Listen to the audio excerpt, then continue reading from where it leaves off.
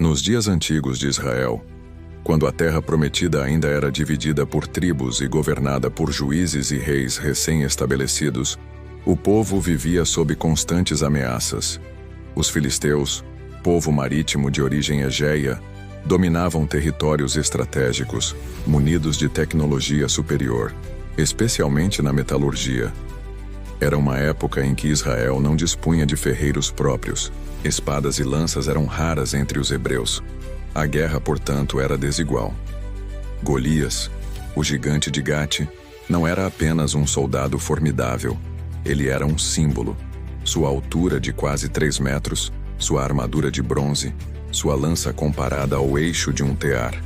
Tudo isso apontava não apenas para a força física, mas para a opressão espiritual e política. Ele personificava o desprezo das nações pagãs pelo Deus de Israel. Davi, por outro lado, era jovem, sem armadura, sem espada, sem escudo, mas carregava consigo algo infinitamente mais poderoso: a unção divina e a memória de um povo guiado por milagres. A funda que empunhava era comum entre pastores, uma arma de precisão, mas desprezada nos campos de guerra. Contudo, nas mãos certas, era mortal. A pedra que Davi lançou não era mágica. Era símbolo. Símbolo da simplicidade que vence a soberba. Símbolo do inesperado que derruba o poderoso. Na tradição hebraica, a pedra aparece como fundamento, como testemunho. Desde as pedras colocadas por Jacó, até as que construíram o altar no Jordão. Davi usou o que estava à sua mão, mas com a fé de quem sabia que não estava sozinho no vale de Elá. E aqui está o ponto crucial. A batalha entre Davi e Golias não é apenas sobre coragem, é uma guerra de deuses. Golias amaldiçoou Davi por seus deuses. Davi respondeu não com bravura juvenil, mas com teologia pura.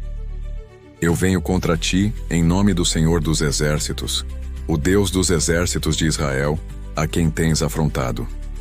Era a glória de Deus que estava em jogo. O local da batalha, o Vale de Elá, tinha um significado geográfico e simbólico profundo. Era uma das entradas naturais das planícies filisteias para os territórios montanhosos de Judá. Perder ali significava abrir as portas para o coração do reino. Por isso, a hesitação dos soldados israelitas.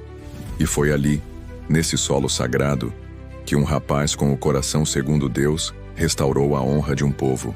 No contexto daquela época, a escolha de armas era também uma questão de classe. Guerreiros usavam espadas e lanças. Pastores usavam fundas. Era a arma do humilde. Mas há relatos arqueológicos que mostram que fundeiros eram temidos. Soldados experientes podiam lançar pedras a mais de 100 quilômetros. Ou seja, Davi não era ingênuo. Ele conhecia sua ferramenta. E conhecia seu Deus. O número de pedras, 5, também tem seu simbolismo. Davi pegou 5, mas usou uma. Não por dúvida, mas por preparo. Golias tinha irmãos guerreiros, como relata o livro de 2 Samuel. Era um gesto de prudência e estratégia. Fé não exclui planejamento. Fé verdadeira caminha com preparação. A armadura de Saul, oferecida a Davi, simboliza as soluções humanas que muitas vezes tentamos encaixar em nossas batalhas espirituais. Mas o que serve a um, não serve a outro. Davi percebeu que lutar com armadura alheia seria desastroso. Ele precisava ser autêntico, precisava confiar no que Deus já havia treinado em sua vida. Quando Davi se apresenta diante de Golias, temos o confronto de 2 mundos. O mundo da força contra o mundo da fé. O mundo do orgulho contra o mundo da submissão. Golias representava tudo aquilo que o sistema mundano valoriza: poder, aparência, intimidação.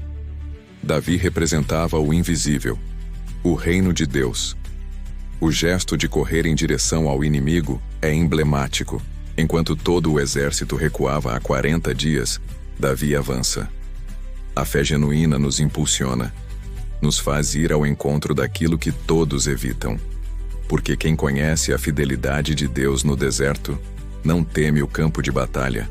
A queda de Golias gerou um impacto tremendo. O povo que estava acovardado se ergueu, perseguiu os filisteus.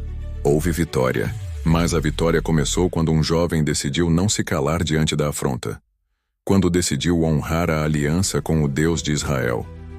O rei Saul perguntaria depois: de quem é filho este jovem? Porque a fé autêntica sempre causa espanto. Davi não era apenas alguém com coragem, era alguém com história. Ele trazia consigo a unção do profeta Samuel, a promessa do trono, a escolha divina. Essa narrativa ecoa nas Escrituras como um prenúncio messiânico. O pequeno derrotando o grande, o desprezado vencendo o opressor. Davi é tipo de Cristo, Jesus vindo sem beleza nem majestade, derrotando o maior inimigo, o pecado, com obediência e sacrifício. A pedra lançada por Davi também é a imagem de Cristo, como a pedra que os construtores rejeitaram, mas que se tornou a pedra angular. O que o mundo despreza, Deus exalta. A lógica do céu é invertida. E isso se manifesta já ali, em 1 Samuel 17. Por isso essa história continua viva. Ela não está presa ao passado. Ela fala hoje.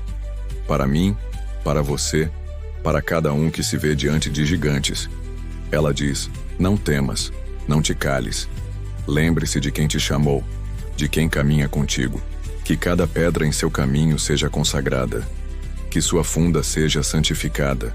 Que cada passo seja dado com fé. Porque o Deus que foi com Davi continua sendo o mesmo. Ele não muda. E ainda hoje, ele derruba gigantes. Amém.